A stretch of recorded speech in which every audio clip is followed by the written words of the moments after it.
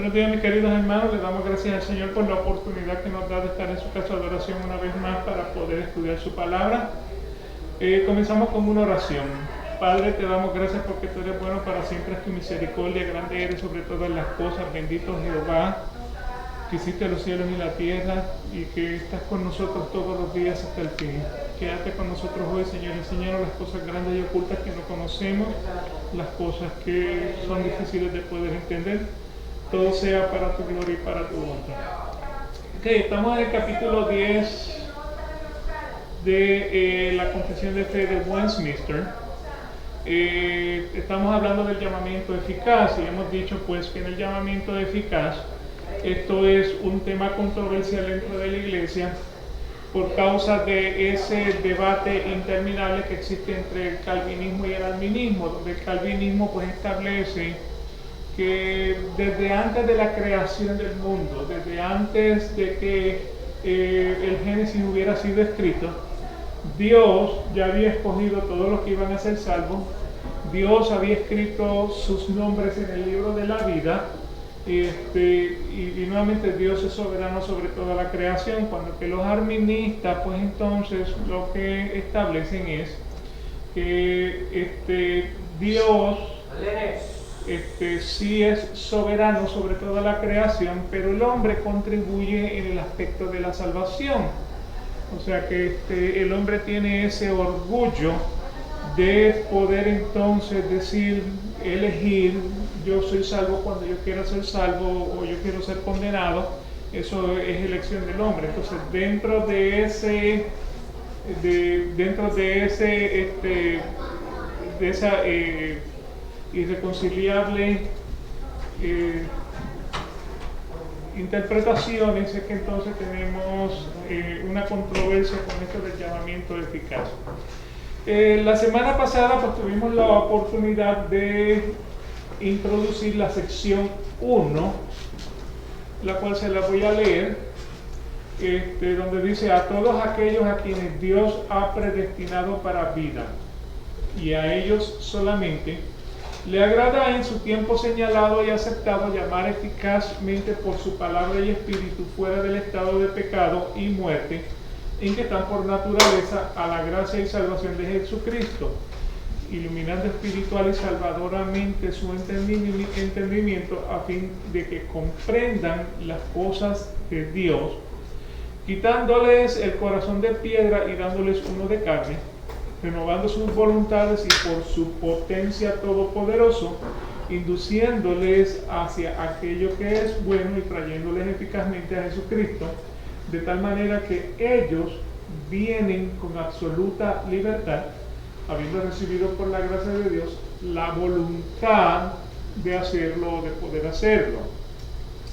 Y hasta la semana pasada pues nos quedamos discutiendo la primera mitad de esa sección 1. Nuevamente vimos los versículos que apoyan a todos aquellos a quienes Dios ha predestinado para vida. O sea que nuevamente desde antes de la creación del mundo, desde antes del Génesis, Dios había escogido a los que iban a ser salvos y había escrito su nombre en el libro de la vida. Y a estas personas solamente en un tiempo señalado y aceptado le agrada a Dios hacer un llamamiento eficaz. Y este llamamiento eficaz se hace por medio de la palabra que el Espíritu Santo pone en nuestros corazones, pone en nuestra mente. Y esto pues es irrelevantemente a la naturaleza pecaminosa de la persona. O sea, el hombre por naturaleza va a morir, el hombre por naturaleza es pecaminoso. Y nuevamente pues este llamamiento eficaz hemos visto que por gracia y para salvación por medio de Jesucristo, teniendo fe en Jesucristo. Dios lo que hace entonces es que nos ilumina en el Espíritu con la salvación, dándonos en el entendimiento qué es la salvación. O sea que para el incrédulo la Biblia está completamente cerrada. O sea, el hombre la puede leer, pero realmente no la puede entender. Igual que el ateo, ¿verdad? El ateo puede leer la Biblia, puede interpretar lo que dice la Biblia en su entendimiento, pero realmente el ateo no puede discernir lo que la Biblia dice. Por eso es que entonces el ateo se convierte en un saco de controversias. Yo decía que eso debe ser porque el ateo también tiene el Espíritu Santo dentro de sí. Necesariamente no. El Espíritu Santo es para los creyentes. O sea, la Biblia es para la persona que quiere creer. La Biblia no es para el incrédulo. O sea, ¿qué es lo que hace el incrédulo? El incrédulo lo que hace es que, o sea, contradice todo lo que la Biblia dice. Que el mar rojo no se puede abrir. Pero es por eso, porque la persona tiene el entendimiento completamente velado, el entendimiento completamente cerrado. Entonces, pues no puede entender las cosas espirituales porque las cosas espirituales se disciernen por medio del Espíritu. De hecho, los discípulos tenían ese entendimiento un poco cerrado, a pesar de que se habían criado en el judaísmo, habían ido a la sinagoga, habían tomado las instrucciones de los diferentes rabinos. Jesucristo, durante la ascensión o antes de la ascensión, no sé, en ese punto, al final de los evangelios, dice, les abrió el entendimiento para que pudieran conocer la Escritura. Entonces, si ustedes van al capítulo 2 de Hechos, cuando Pedro hace su primera predicación magistral de la salvación, cómo es que él hace un recuento completo de muchas cosas que, o sea, nosotros mismos que lo leemos lo pudimos haber entendido. Es un recuento completo del Antiguo Testamento hasta el Nuevo Testamento. O sea, como en el Antiguo Testamento ese Jesucristo fue predicado y ahora ese Jesucristo se había manifestado.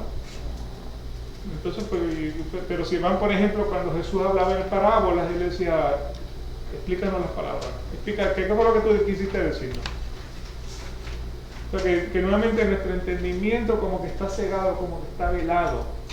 O sea, dentro de ciertas iglesias pues existen teólogos que son teólogos porque conocen un versículo aquí, un versículo acá. Velado pero no sesgado.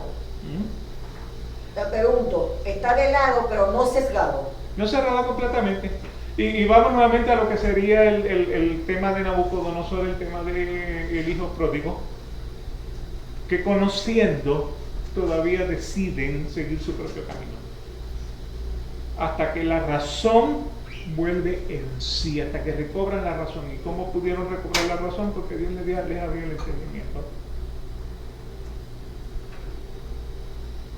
Así que esos son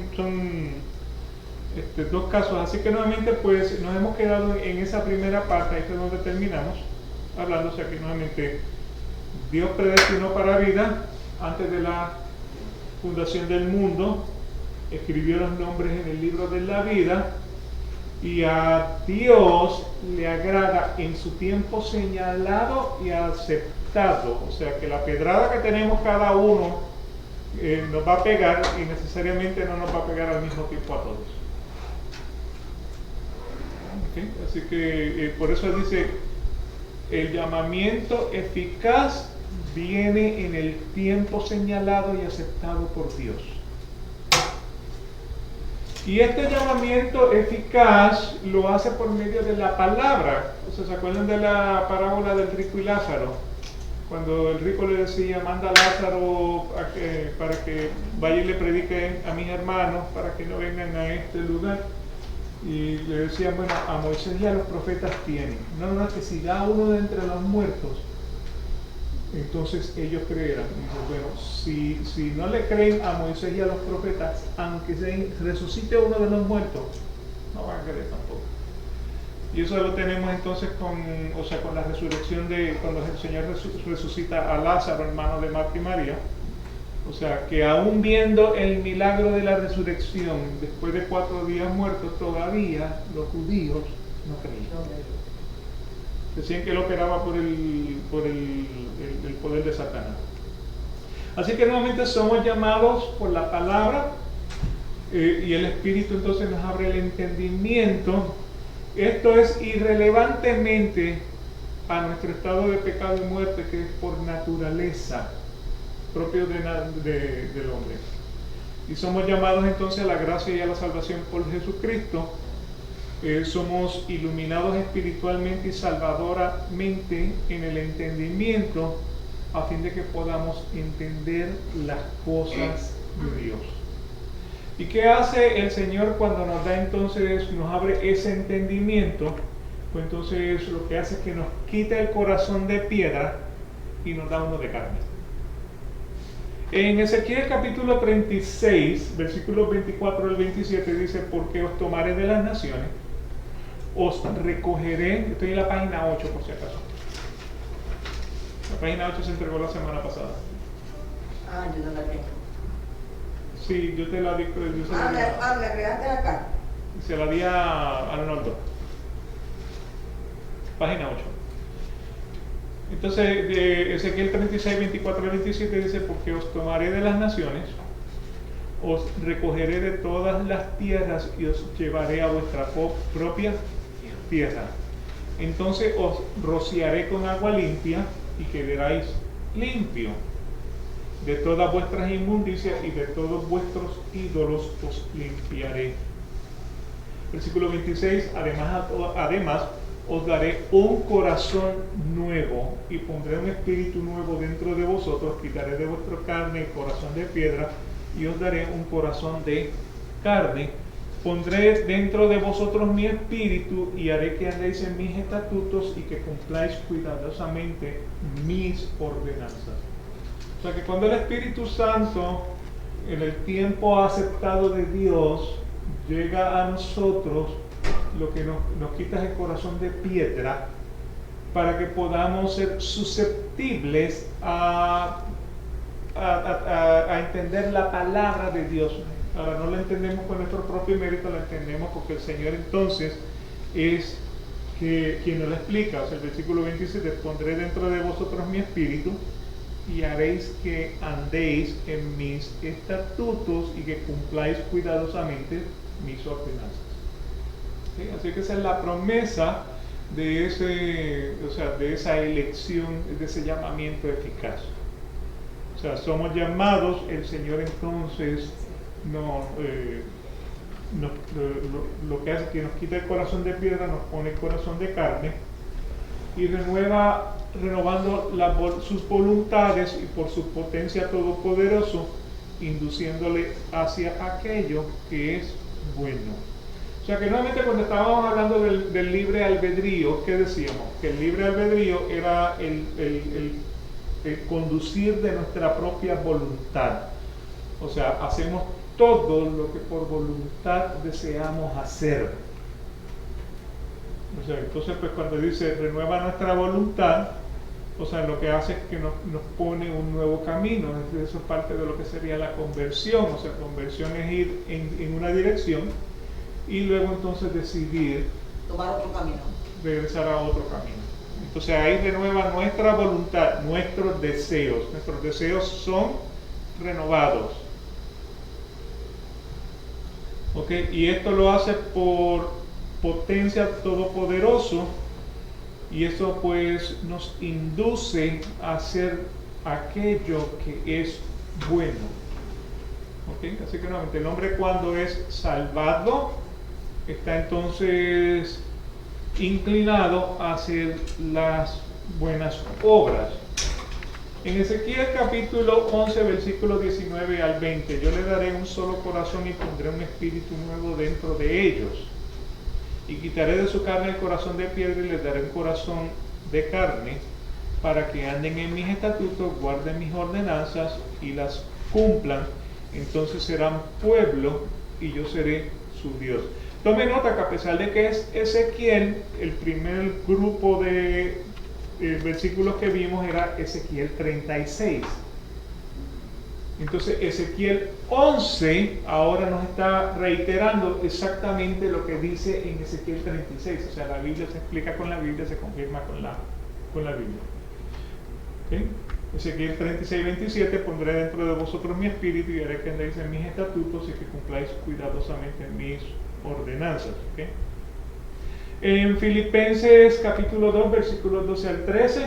Así que, amados míos, tal como siempre habéis obedecido, no solo en mi presencia, sino ahora mucho más en mi ausencia, ocupaos en vuestra salvación con temor y temblor, porque Dios es quien obra en vosotros tanto el querer como el hacer. Este versículo lo está escribiendo ¿quién? Pablo, en la carta a los filipenses. Ahora, si ustedes miran en este versículo, suena contradictorio a lo que dice Efesios capítulo 2, versículo del 8 y 9, donde la salvación es por gracia, a través de la fe, un don de Dios para que el hombre no se gloríe. Pero aquí dice, tal como siempre habéis obedecido, no solo en mi presencia, sino ahora mucho más en mi ausencia, ocupaos en vuestra salvación con temor y temblor. Entonces da la impresión de que la salvación aquí es ¿cómo? Por obras, obra de hombre. Ahora, Pablo se está contradiciendo él mismo. No, porque la Biblia no se contradice. La Biblia no se contradice. O sea, Pablo no se puede estar contradiciendo porque nuevamente en Efesios está diciendo que la salvación es por gracia. Pero es que ahí, disculpa, Joseph, cuando dice ocupaos en vuestra salvación, no necesariamente tiene que ser por obras, no necesariamente. Okay. Aquí lo que está hablando es ocupaos en vuestra salvación con temor y temblor. De lo que está hablando es de la santificación. Está hablando de la santificación, no está hablando de la salvación por obras. Ahora, los arminitas toman este versículo para decir que yo obro en mi salvación. Pero nuevamente, esa idea lo que hace es que contradice al mismo Pablo en Efesios capítulo 2, versículos 8 y 9, donde la salvación es por gracia. Ahora, o sea, como la Biblia no se contradice, este versículo no es contradictorio, este versículo es complementario, es congruente. O sea, que cuando Dios te da la salvación, o sea, acuérdense, lo vimos en Romanos capítulo 8, donde dice, Él te llama. Si Él te llama, Él te justifica. ¿Sí? El siguiente dice, Él te glorifica, pero entre medio de la justificación y la glorificación, ¿qué es lo que hay? La santificación. Y por obra serás, también hay otro pasaje que dice, por obra serás. O sea, y es o sea, lo que vimos la semana pasada, que fue un versículo que nunca le dimos tanto énfasis cuando hablamos de la salvación, sigue siendo Efesios capítulo 2, versículo 8.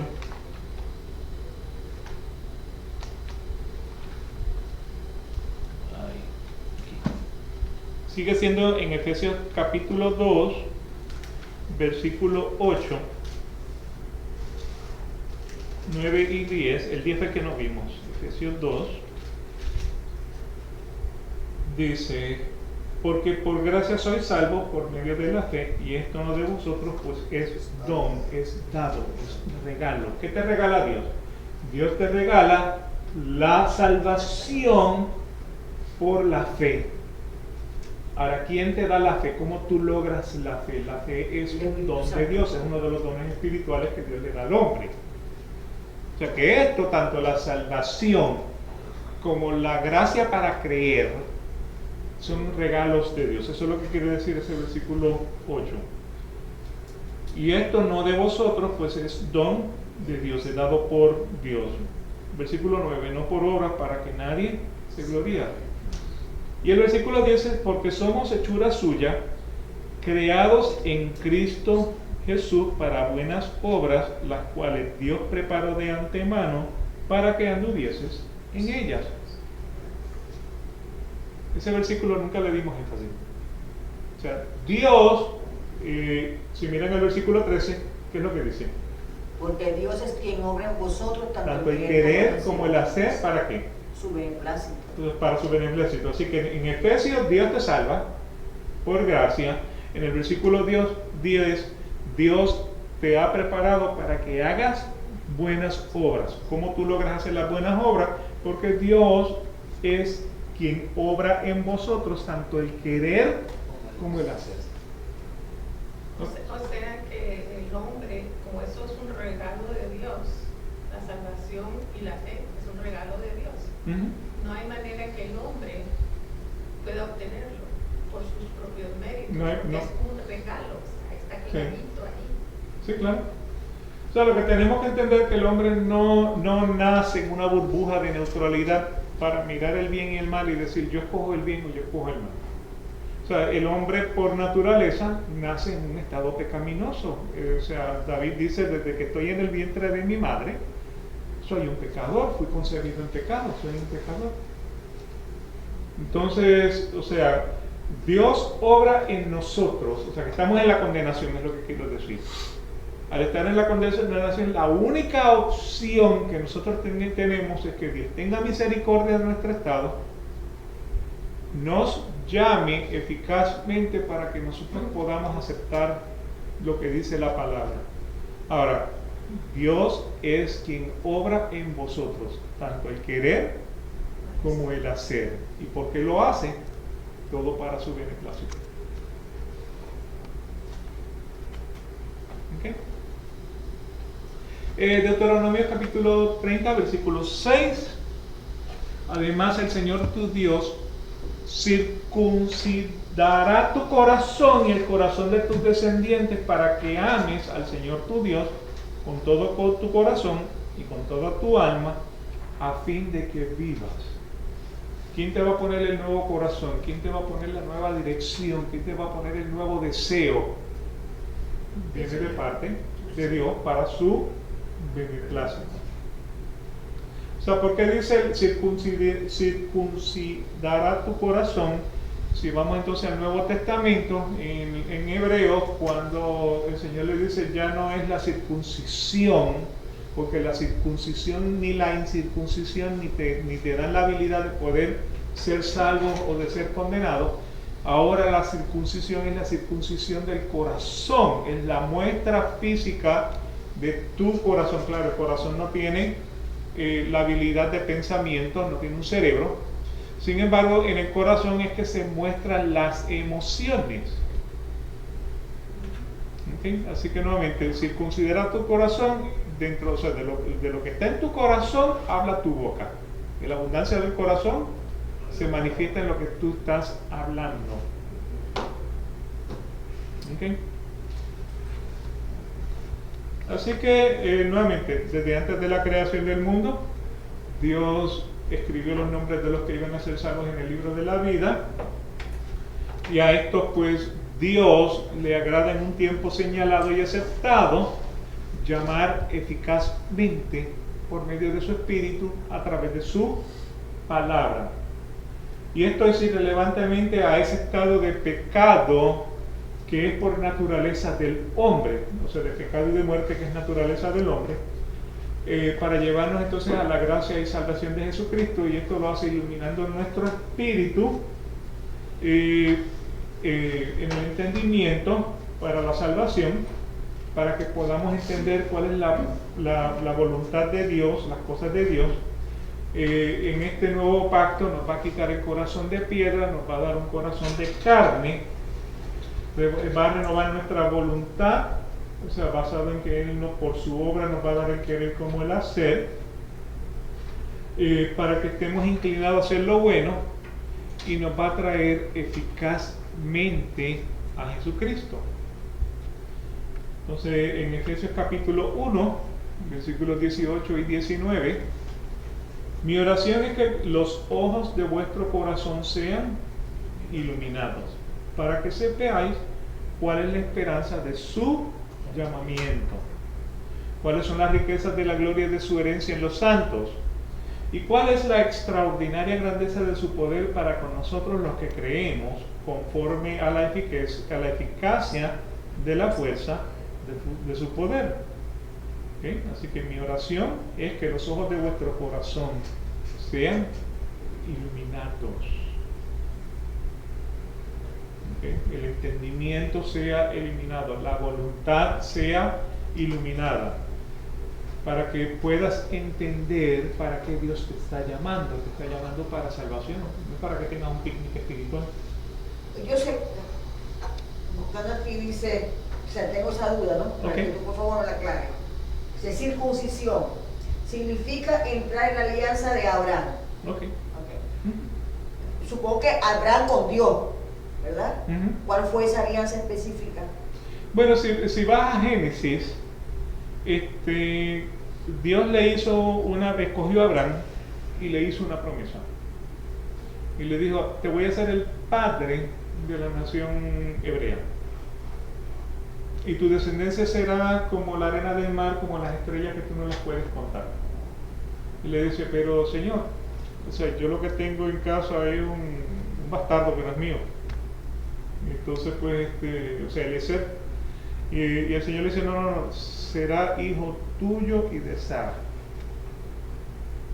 ¿Okay? Porque él tuvo uno con, entonces salió Ismael, que fue con Agar, que fue la sierva de Sara. Sin embargo, pues el hijo de la promesa era Isaac. Entonces, ese pueblo se iba a distinguir de todos los pueblos por medio de la circuncisión. O sea, a través del pacto. Esa era la señal de ese pacto abrámico, era la circuncisión. ¿Qué pasa cuando llegamos entonces al Nuevo Testamento? ¿Qué decían los de la circuncisión? Nosotros somos los únicos que somos salvos. Y si tú quieres ser salvo, tú tienes que circuncidarte. O sea, ya han llevado eso al extremo que en países, o sea, allá del Medio Oriente, están circuncidando a las mujeres. Es una cosa completamente ilógica. Sí, porque te viene aquí que la circuncisión está aparte del aspecto, es separada del aspecto sexual. Uh-huh. Es del corazón. Sí. Claro, cuando vamos al Nuevo Testamento, ya no es la circuncisión de la carne, sino que ahora entonces la circuncisión del corazón.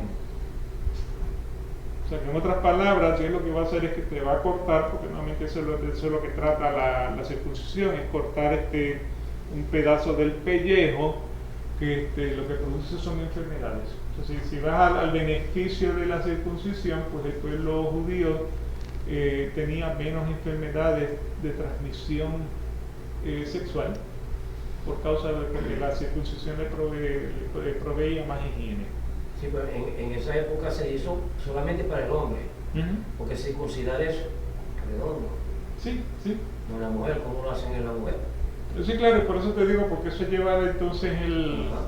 eso lleva la interpretación al extremo. Lo que pasa es que yo estuve leyendo lo que tú dices con respecto a la circuncisión de la mujer, que le amputan el clítoris. Algo le imputaron. Sí. Es para que ella no experimente el placer sexual. Estuve leyendo eso, o sea, la explicación científica es esa. Ok. O sea, pero ellos no lo toman como una explicación científica, sino como una explicación religiosa. Algunas tribus lo están haciendo. Sí, claro, y eso es nuevamente por la interpretación extremista, Sí. las creencias extremistas. O sea, ese es el problema de las religiones, donde los hombres dicen, o sea, le quieren poner interpretación a lo que la palabra no dice. O sea, la interpretación alegórica es agregar la interpretación de leyendo entre líneas. Yo creo que debe decir esto. Bien. O sea, yo he escuchado personas que dicen, bueno, yo lo hago por si acaso. Exacto. Entonces yo digo, tú no lo haces porque estás convencido. O sea, tú por si acaso Sí. te vas a caer de la mata de plátano. Así que nuevamente, que nosotros pues, o sea, cuando somos llamados eficazmente, vemos la riqueza de la gloria de la herencia en los santos y la grandeza del poder para nosotros los que creemos. O sea, que Dios te ha dado entonces ahora la habilidad de creer por su poder. Ustedes dicen, ¿cómo es que Dios me da a mí la habilidad para creer? Bueno, si vamos a Romanos capítulo 1, versículo 18, que lo hemos leído muchas veces, la ira de Dios se manifiesta sobre todo tipo de impiedad, de los hombres que conociendo la verdad les esconden. de los hombres que conocen a Dios, pero no le dan gloria ni le dan gracia. Entonces nuevamente empezamos en el 18. La ira de Dios se manifiesta contra este tipo de personas. El amor de Dios se manifiesta con aquellos que son susceptibles a recibir la palabra. Lo de buen corazón. De buen corazón. O sea, y eso viene en los 10 mandamientos. Si vamos a Éxodo capítulo 20. Si vamos a Éxodo capítulo 20. Ha salido el pueblo de Israel, los hebreos, salieron al desierto luego de 400 años en la esclavitud con Egipto, y ahora Dios le va a dar los 10 mandamientos en el capítulo 20, diciendo, y habló desde el versículo 1, y habló Dios todas estas palabras diciendo: yo soy Jehová tu Dios, que te saqué de la tierra de Egipto, de casa de servidumbre. No tendréis dioses ajenos delante de mí, no te harás imagen ni ninguna semejanza de lo que está arriba en el cielo, ni abajo en la tierra, ni en las aguas debajo de la tierra. No te inclinarás a ellas, ni las honrarás, porque yo soy Jehová tu Dios, fuerte, celoso, que visito la maldad de los padres sobre los hijos, hasta la tercera y cuarta generación de los que me aborrecen. Y el versículo 6 dice: y hago misericordia a millares, a los que me aman y guardan mis mandamientos. O sea que en esta vida, según el Salmo 1, si quieren verlo en el Salmo 1, en el Salmo 1 dice: bienaventurado el varón que no anduvo en consejo de malos, ni estuvo en camino de pecadores, ni en silla de escarnecedores sentado, sino que en la ley de Jehová está su delicia, y en su ley medita de día y de noche. Será como árbol plantado junto a corrientes de agua, que da su fruto en su tiempo, y su hoja no cae, y todo lo que hace prosperará. No así los malos, que son como el tamo que arrebata el viento. Por tanto, no se levantarán los malos en el juicio, ni los pecadores en la congregación de los justos, porque Jehová conoce el camino de los justos, mas la senda de los malos perecerá. Y lo que está diciendo ahí es que en esta vida hay dos tipos de hombres que van por dos tipos de caminos y van a terminar en dos tipos de destino. O sea, que no hay entremedios, no hay grises. O sea, no hay la conveniencia. O estás con Dios o estás en contra de Dios. Estás conmigo, decía Jesús, o estás en contra mí. ¿Okay? Así que nuevamente este llamamiento eficaz es hacia Jesucristo. Juan capítulo 6, versículos 44 y 45. Nadie puede venir a mí si no lo trae el Padre que me envió, y yo lo resucitaré en el día final. Escrito está en los profetas, y todos serán enseñados por Dios. Todo el que ha oído y aprendido del Padre viene a mí. Ahora, este versículo es un versículo calvinista, de interpretación calvinista. Nadie puede venir a mí si no lo trae el Padre. ¿Y por qué ahora, hay otro versículo que dice: venid a mí todos los que estáis cargados y cansados, y yo os haré descansar? Eso es un versículo arminista. ¿Son contradictorios? Son complementarios. Porque a los que el Padre envía a Jesucristo, vienen a Jesucristo porque están cargados y cansados. Y todos los que Jesucristo reciba, porque el Padre se los envía, ninguno se pierde. Así que nuevamente no hay contradicción, es complemento, es congruencia. Porque la Biblia no se puede no se puede contradecir, porque nuevamente un reino dividido entre sí no prospera. Entonces, ¿qué estamos viendo? Nuevamente Dios predestinó escribir los nombres en el libro de la vida en un momento aceptado, lo llama eficazmente tanto por su palabra y por su espíritu. Irrelevantemente al estado de muerte y de pecado que es natural del hombre, y esto lo que hace es que nos da un llamado a la gracia y salvación de Jesucristo, ilumina el espíritu en una forma salvadora en el entendimiento para que podamos comprender las cosas agradables de Dios. Nos quita ese corazón de piedra, nos da uno de carne, renueva nuestra voluntad para que podamos hacer la voluntad de Dios. O sea, Dios pone en nosotros el querer tanto como el hacer, o tanto el querer como el hacer.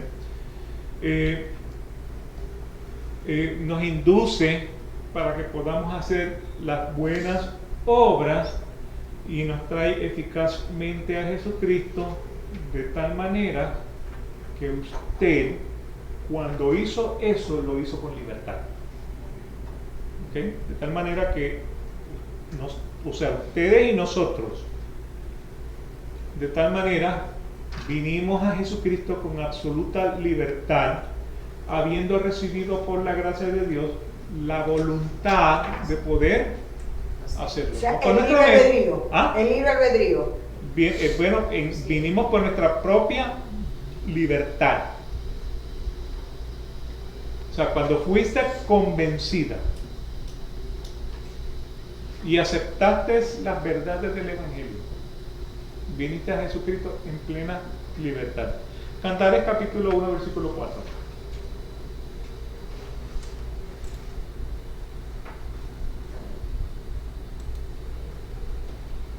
Dice, llévame en pos de ti y corramos juntos. El Rey me ha conducido a sus cámaras. Nos regocijaremos y nos alegraremos en ti, exaltaremos tu amor más que el vino, con razón te amo. O sea, libre albedrío, recuerda que Marlene, libre albedrío, tú tienes el libre albedrío para escoger tu pecado. Lo que haces a diario es tu voluntad. Lo que cuando vienes al Señor, llámalo libre albedrío, pero lo que tienes que reconocer es que la providencia de Dios es quien te está dirigiendo para que tomes esas decisiones. Yo tengo la libertad de ir. Tienes la libertad de ir. Ahora, en el llamamiento eficaz, el Señor lo que te está es atrayendo para que tú lo conozcas. Y eso tú lo haces en libertad. En otras palabras, Dios no te está forzando a hacerlo. No estoy obligada a hacerlo. No estás obligado a hacerlo. Pero lo que está es trabajando en tu voluntad, el querer como el hacer. Esa es tu voluntad. ¿Okay? Ahora, si libre albedrío significa que yo tengo la opción de escoger el bien y el mal, o sea, recuerda que estamos viviendo en el mar de la condenación, no estamos en una burbuja mirando uno y el otro para poderlos escoger. Yo sé que viendo un video, le hace una pregunta a un señor, le pregunta a alguien, ¿tú crees en Dios? Y él responde, no, yo no creo en Dios, yo pienso en Dios. Okay. Según tú, ¿cuál es la diferencia ahí? Una es considerar y la otra es no tener duda. O sea, el pensar es no tener duda. No, pensar es considerar. Considerar. O sea, creer es no tener duda de un hecho. Eso es lo que yo entiendo. O sea, sin fe es imposible agradar a Dios. Salmos 110, versículos del 1 al 3, dice el Señor a mi Señor, siéntate a mi diestra hasta que ponga a tus enemigos por estrados de tus pies. El Señor extenderá desde Sión tu poderoso cetro diciendo, domina en medio de tus enemigos. Tu pueblo se ofrecerá voluntariamente, tu pueblo se ofrecerá voluntariamente en el día de tu poder, en el esplendor de la santidad, desde el seno de la aurora, tu juventud es para ti como el rocío. ¿Sí? Así que nuevamente nuestro llamamiento es voluntario. ¿Sí? Lo que trabaja en nuestra voluntad. Romanos capítulo 6, versículo 37 al 39, dice, todo lo que el Padre me da, vendrá a mí, y al que viene a mí, de ningún modo lo echaré fuera. Porque he descendido del cielo no para hacer mi voluntad, sino la voluntad de que me envió.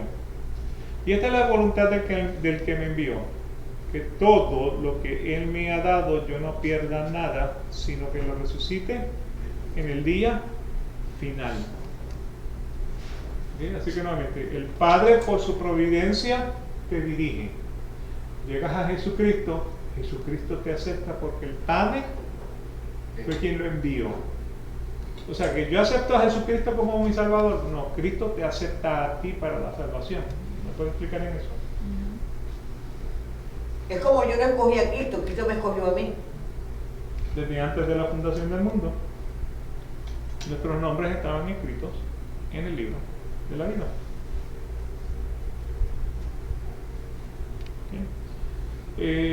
Se suman 37-39. Romanos 6, 16 al 18. ¿No sabéis que cuando os presentáis a alguno como esclavo para obedecerle, sois esclavos de aquel a quien obedecéis, ya sea del pecado para muerte o de la obediencia para justicia? ¿No sabes que cuando te presentas como esclavo para obedecerle, le obedeces al pecado o le obedeces al justo? O sea que en otras palabras, nosotros seguimos siendo esclavos. Antes éramos esclavos del pecado, ahora somos esclavos de la justicia. Lo que hicimos fue cambiar de dueño, pero nuestro estado sigue siendo esclavo. Eso es lo que dice Pablo en Romanos, ¿no? Versículo 17. Pero gracias a Dios que aunque eras esclavos del pecado, os hicisteis obedientes de corazón a aquella forma de enseñanza a la que fuisteis entregados. Y habiendo sido libertados del pecado, os habéis hecho siervos de la justicia. ¿Okay?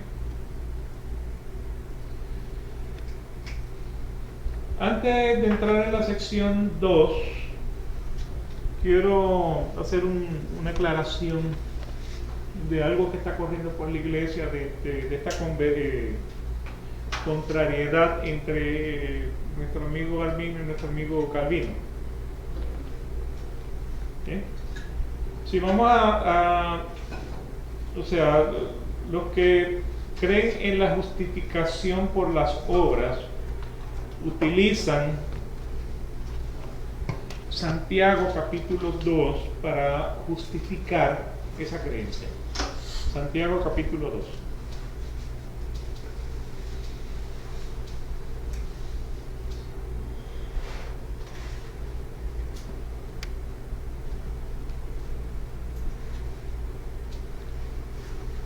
Donde habla del versículo 14 en adelante, la fe sin obras es muerta.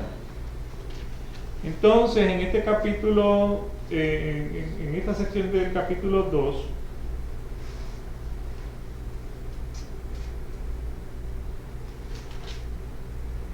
cuando usted le dice, es que la salvación es completamente por gracia y fe, completamente por gracia, es obra de Dios. Entonces ellos dicen, no, es por obras. En el versículo 20, entonces lo que te leen es, el versículo 21 dice, no fue justificado por las obras Abraham nuestro padre cuando ofreció a su hijo Isaac sobre el altar. ¿No ves que la fe actuó juntamente con sus obras y que la fe se perfecciona por las obras? Y se cumplió la escritura que dice, Abraham creyó a Dios y le fue contado por justicia y fue llamado amigo de Dios. Vosotros veis pues que el hombre es justificado por las obras y no solamente por la fe. Entonces ahí se enaltecen y dice, ves que no es solamente por la fe que tú te salvas, sino por las obras. Es que ahí te puede también llevar a una duda, Sí. porque dice, no fue justificado por las obras Abraham nuestro padre cuando ofreció a su hijo Isaac sobre el altar. O sea, que Dios le dio la gloria porque él iba a entregarle a su hijo. Sí. Ahora, nuevamente, ¿de qué está hablando? ¿De qué está hablando ahí? ¿Está hablando de quién? De la historia de Abraham, ¿no? Abraham fue justificado no solamente por la fe, fue justificado por las obras. ¿Okay? Lo que tienes que entender es qué vino primero en Abraham, la fe o la obra. La fe. ¿Okay? La fe. ¿En qué capítulo de Génesis vino la fe? Cuando Dios le dice que sacrifique a Isaac. O sea, la fe viene en Génesis.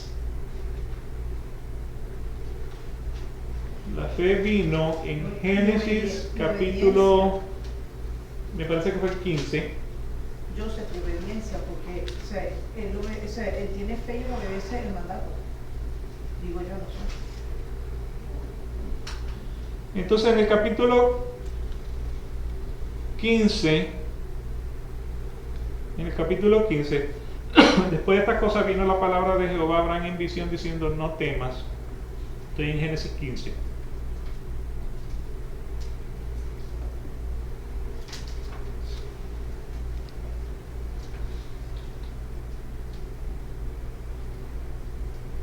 Okay, 15. Génesis 15. Okay.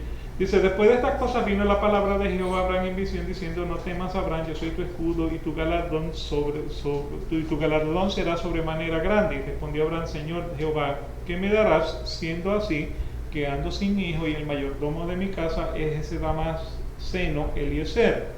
Dijo también Abraham, mira que no me han dado prole, no me han dado descendencia, y he aquí que yo seré, y he aquí que será mi heredero un esclavo nacido en mi casa. Luego, estoy en el versículo 4, luego vino a él la palabra de Jehová. ¿Quién es la palabra de Jehová? Jesucristo. En el principio era el verbo era con Dios, el verbo es Dios. Vino la palabra de Jehová diciendo, no te heredará sino un hijo tuyo será el que te heredará. Y lo llevó afuera y le dijo, mira ahora los cielos y cuenta las estrellas, si las puedes contar. Y le dijo, así será tu descendencia. Y creyó, ¿quién creyó? Abraham a Jehová, y le fue contado por justicia. Ahí fue donde él creyó. ¿Ok? O sea, sin haber visto, sin haber materializado la descendencia, él le creyó a Dios y le fue contado por justicia. Sara sí no creyó mucho. ¿Ah? Sara sí no creyó. No, Sara era nada. Pero Abraham le creyó. Ahora, en el capítulo 22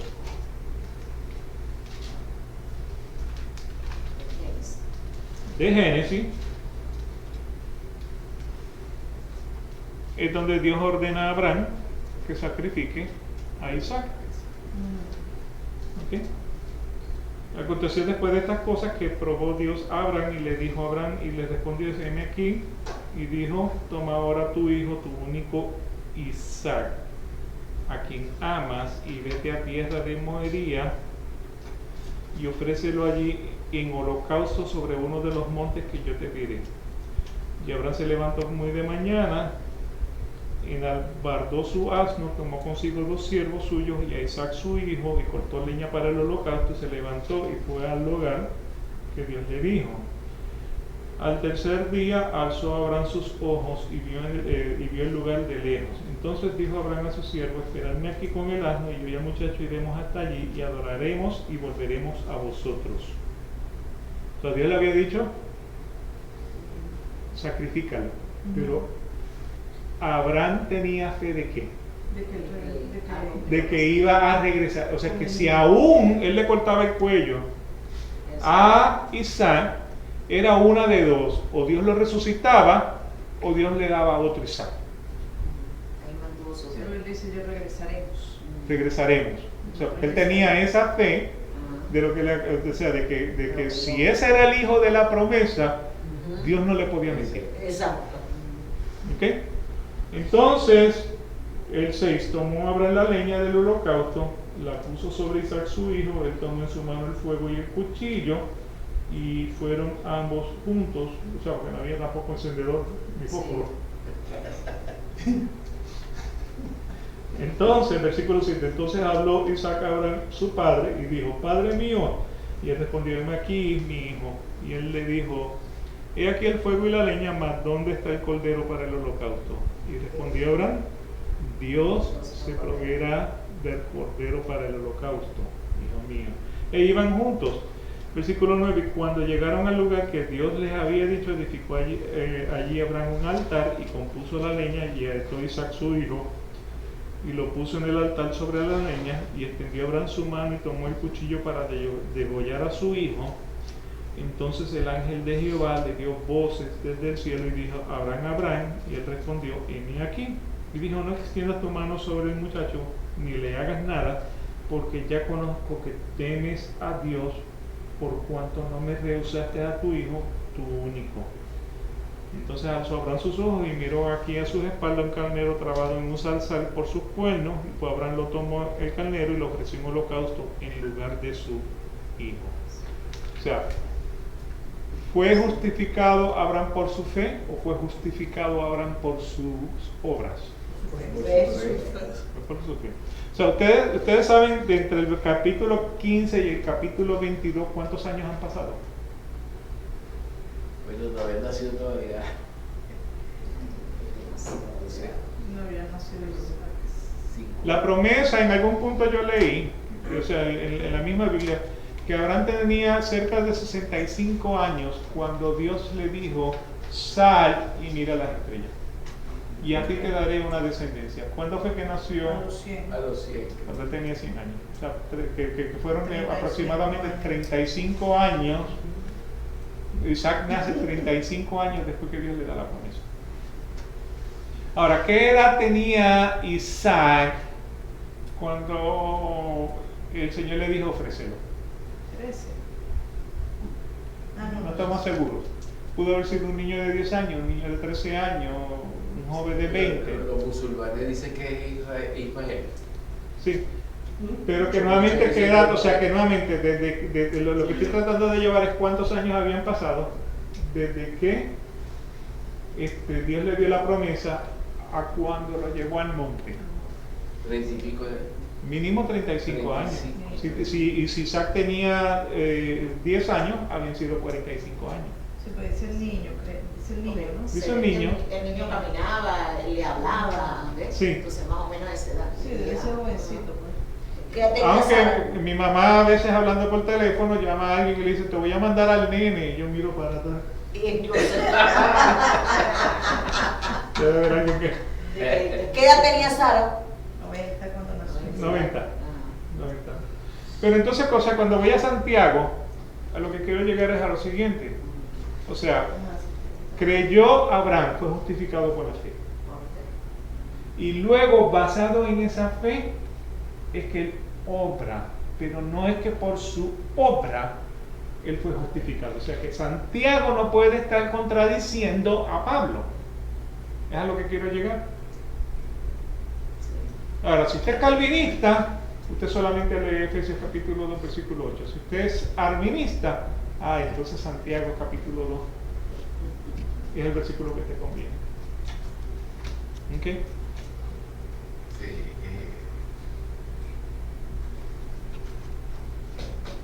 Pero nuevamente, o sea, si no conoces la historia, si no conoces la historia, no conoces la congruencia bíblica, te confunden. Porque nuevamente dice que fue justificado no solamente por la fe, sino por las obras. Y es porque estamos llamados, preparados, o sea, estamos llamados para hacer las buenas obras que Dios ha preparado para nosotros. O sea, que cuando usted mira el capítulo 2 de Efesios, tiene que leer 8, 9 y 10. Y nuevamente Santiago ahora se complementa diciendo, o sea, la salvación es por gracia al creer y estamos preparados para hacer buenas obras. No son complementos, no son contradictorios. ¿Okay? Ahí es donde se confunde la gente con muchos, por ejemplo, mafiosos que hacen buenas obras y la gente cree que es bueno. Y sin embargo son asesinos. Pablo Escobar no podía penetrar donde vivía porque el pueblo lo protegía porque le daba de todo. Y decían que era santo. Sí. No lo hacía porque le convenía, sabía lo que estaba haciendo, porque tenía fe.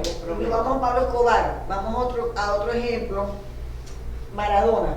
Le tienen un templo y van a orarle. Que tiene un nombre ya. Sí. No, Ahorita lo santifican porque el Papa es argentino. Definitivamente los argentinos han sido, yo no sé, ha sido la parte diabólica de América Latina. Bueno, los han diabolizado No, a los pobrecitos. De hecho, ¿a dónde fueron a parar casi todos estos nazis, asesinos, bandidos? A Uruguay, Paraguay y Argentina. Y Chile. Y Chile también ellos se lo mataron. Gracias a Dios que para Venezuela no agarraron. ¿Para qué me lo fue? No nos hacían falta. Ya estábamos Ya completos. ya teníamos suficiente. ¿Para qué iban ahí? Ya estaban ahí. Allá fue la escuela. Sí, yo fui a la escuela. Ahora empezamos un poquito afuera. La semana que viene entonces comenzaremos con la sección de hoy. Vamos a terminar entonces el día de hoy con una oración. Padre, te damos gracias porque tú eres bueno y para siempre es tu misericordia. Grande eres, Señor, sobre todas las cosas. Te pedimos, Padre amado, que nos ayudes a entender estas cosas que no entendemos. Abras el entendimiento de nuestros corazones, pongas la luz en nuestro caminar. Podamos ver, Señor, tu dirección, enséñanos a adorarte como a ti te gusta que te adoren. Quédate hoy, Señor, en el servicio, podamos seguirte alabando y glorificando con nuestros cantos, con la predicación de la palabra. Quédate con nosotros para gloria y honra de tu nombre. Amén. Y el Señor, pues, el pueblo de Dios dice amén y nos veremos Dios mediante entonces en el servicio. Voy a tomar una. Díganme, vinieron, pero no entraron.